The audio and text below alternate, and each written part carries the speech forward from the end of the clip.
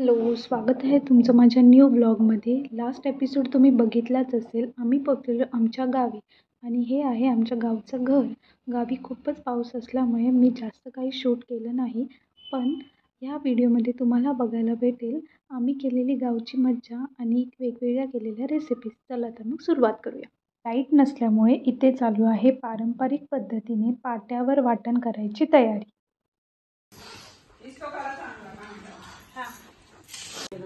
प्रगती मसाल्यात काय टाकायचंय? आलं टाकायचंय. आलं टाकायचं. आलं पहिले आळस बोलली.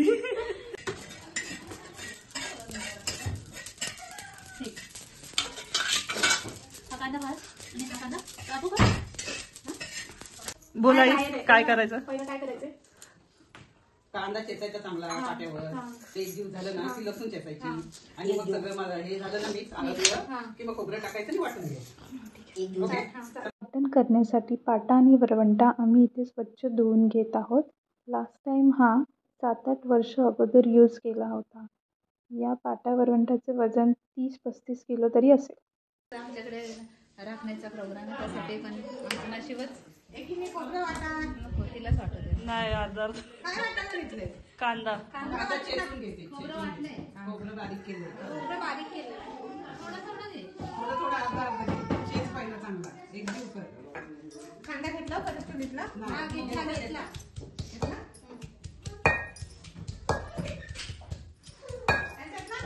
हा देते मी. तर इकडे पाय जाऊ.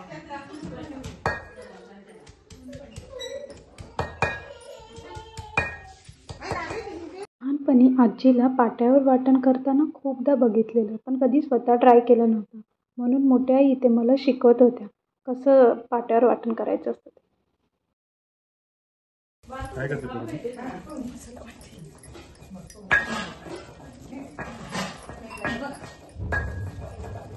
गर्दी नसली का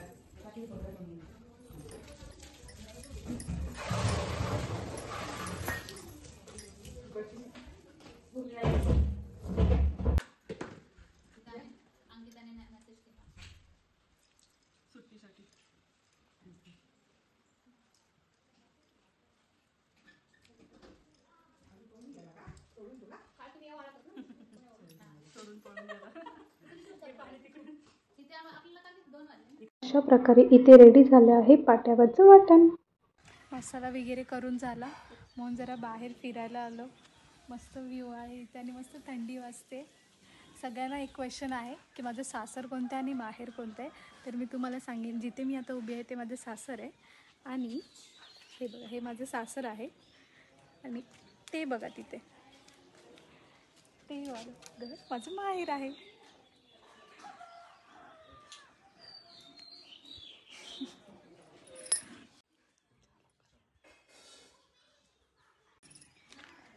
थोड्या वेळाने मी खाली जाणारच आहे, तेव्हा मग मी तुम्हाला ते पण घर दाखवेन आणि आजी बाबा पण दाखवेन मी माझे. बघा किती जवळजवळ किती लांब लांब आहे सासर आणि माहेर. दोघांची पण मज्जा घेता येते मला. चांगलं हसता येईल मला. हसता येईल मला. इथं खाली कुठे डायरेक्ट दगडा पाय खेळायचं तुला.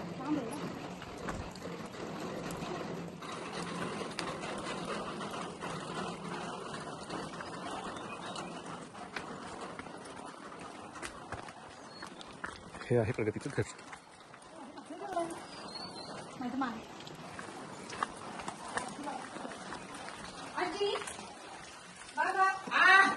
इकडे कोंबड्या सांभाळ. बाबा कुठे? बाबा गेलं राहून दे पाया पडायचं.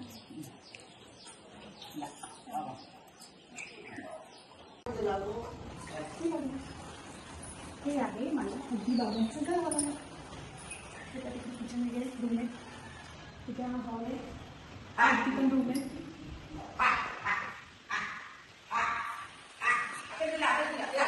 प्रगती कोंबडीला हाकल.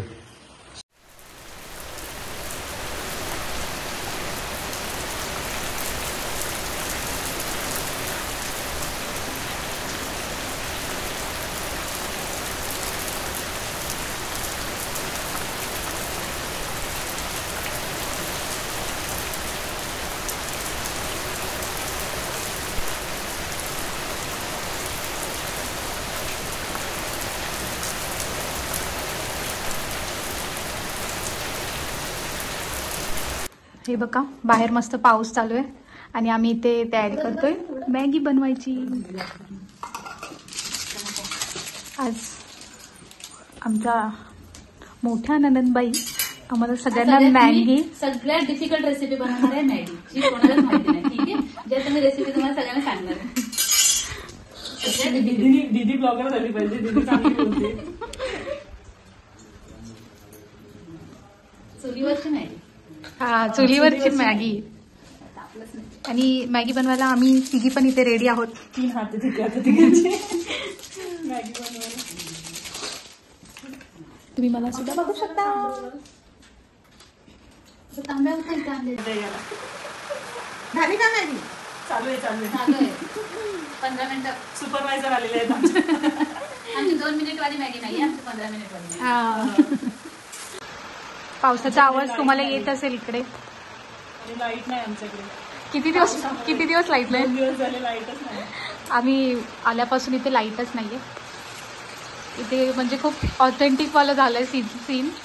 लाईट नाहीये, पाणी पण नाहीये. रेसिपी सांगणार होता तुम्ही. रेसिपी सांग. काय नाही का, मी याच्यात थोडं कांदा टॅमॅटो आणि मिरची टाकले, पण ह्याच्यापेक्षा स्पेशल काय नाही. हा आवाज असं ना कसं भारी आहे का. हा आमची तयारी. कांदा टमाटर तेल आणि खूप सारी मॅगी. मसाले देते. खूप सारी मॅगी. आता ह्याच्यातलं नको आहे. ही बघा मस्त पाऊस पडतोय आणि आम्ही इथे खातोय मॅगी. The next day. गावाला येतं म्हणजे बघा आमच्या मोठ्या आई कशा बोरं बनवतात आपल्याला खायला. आम्हाला खायला सगळ्यांना. रेसिपी काय काय केली ती बोल. आता बोला तुम्ही सांगा. काय काय केलं मोठी आई तुम्ही. आता मी आम्हाला कोणाला येत नाही, तुम्हालाच येतं चांगलं. हे 2 दिवस तांदूळ भिजत घातले. हा. 2 दिवस पाणी ते बदलावं लागतं. हा आणि 2 दिवसांनी ते आई, तांदूळ एक मला दे काढून खायला. बोला बोला तुम्ही. तांदूळ काढून तसेच भाजले लह्यांसारखे तव्यावरती. एकदम लह्या बनवायच्या त्यांच्या. ब्राऊन कलर आला पाहिजे. आणि मग ते थंड झाल्यावर ते तांदूळ भाजून त्याच्यामध्ये 1 किलोला अर्धा किलो गहू टाकायचे भाजून आणि दळून आणायचं. आणि मग ते पीठ भिजवायचं. त्या पिठामध्ये शेंगदाण्याचं कूट टाकायचं, तीळ टाकायचे आणि गूळ पाण्यात भिजवून त्याच्या बारीक करून त्याच्यामध्ये पीठ भिजवायचं गुळामध्ये. आणि मग अशी छोटी छोटी बोरं करून तळायची. मस्त झालं. दाखव, झूम करते मी. आमच्या मोठ्या ही आमची बोरं. A few moments later.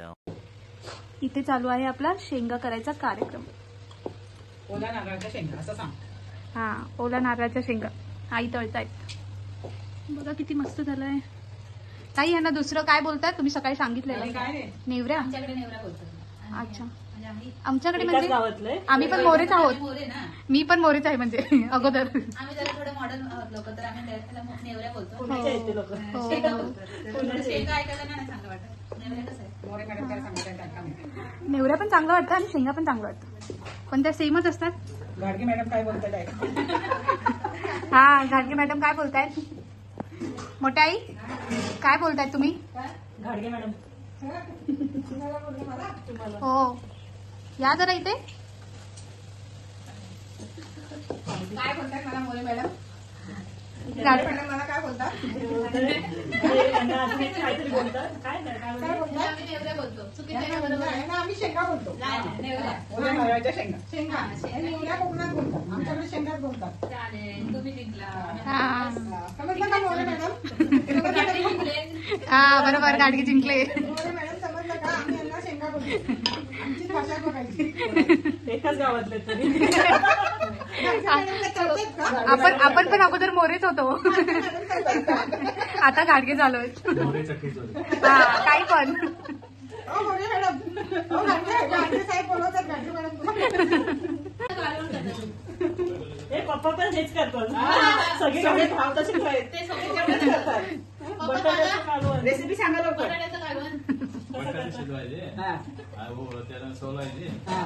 आणि तांबट वगैरे टाकायचं आणि सगळ्या गोष्टी त्याच्यात चटणी मीठ हे टाकायचं म्हणजे मस्त नीट बोला. काय कांदा मिरची. नाही काय नाही चालेल. चटणी मीठ हळद बटाटे नुसतं पप्पा पण एकटे असल्यावर असंच बनवतात आणि खातात. चिरायची बारीक आहे. आणि कढईमध्ये म्हणजे टमाट्यामध्ये चांगली टाकून घ्यायची. आणि ती कशाबरोबर हा आणि त्या टमाटे टाकायचे त्याच्यात मग कशाबरोबर खायची? भाकरीबरोबर ना खायची? हा? भाकरीबरोबर खायचं ना? हा. तुम्ही करता का भाकरी? जेव्हा बायको गेली माहेरी काम करी बटाट्याची रस्सा.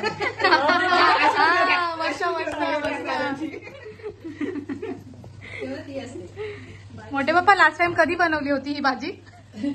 तुम्ही स्वतः? मुंबईला गेलं माझी तेच भाजी असते. अच्छा. आणि जास्त करून ती भाजी सगळे भाऊ आणि भेंडी. भेंडी पण येते बनवता?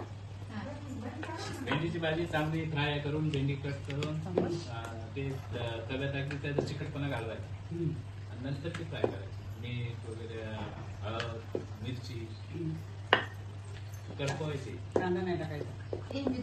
कांदा नाही जास्त टाकायचं. भरलेल्या ऑलरेडी भरलेले आहेत त्या? हो. त्या फक्त तळायच्या? मस्त होतं. तळायचं नाही तव्यावरती टाकायचं.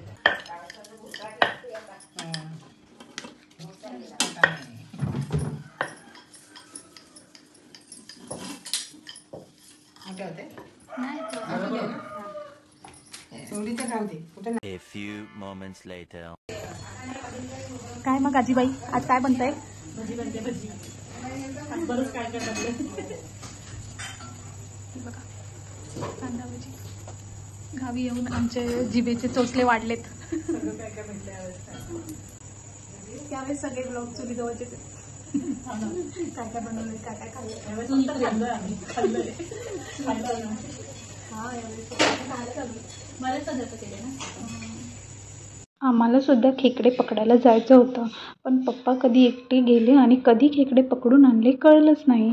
यावेळेस तर गावी खूपच मजा. आता खेकड्याचं कालवण खायला पण भेटणार आहे. ये त्याला पण एवढीच आणखी त्याला बघ ना.